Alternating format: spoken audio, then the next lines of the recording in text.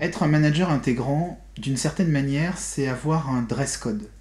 On est friand des dress codes dans les entreprises, mais celui que je vais vous proposer, c'est pas le dress code habituel. D comme disponibilité. C'est d'abord se rendre disponible à l'autre, présent, pour l'accueillir. R comme relation. L'idée, c'est qu'au fond, on construit de la relation avec l'autre en tant que personne. Et c'est vraiment là que repose la marge de manœuvre du manager. E comme écoute. Toutes les informations que l'autre nous apporte et qui vont nous renseigner sur sa manière de fonctionner, sur la manière dont on va pouvoir le valoriser ou la valoriser et l'intégrer avec ses forces, ses talents et sa valeur ajoutée dans un projet collectif.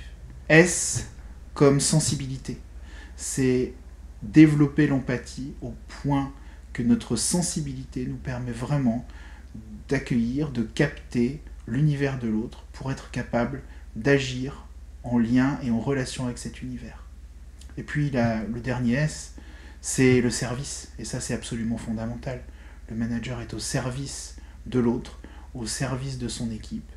Et lorsqu'on respecte cette règle fondamentale et absolue du service, alors on construit une action qui est beaucoup plus saine et beaucoup plus facile à mettre en œuvre, parce que le seul objectif qu'on poursuit, c'est le développement et l'épanouissement des personnes avec lesquelles on coopère, on travaille et qu'on a à manager.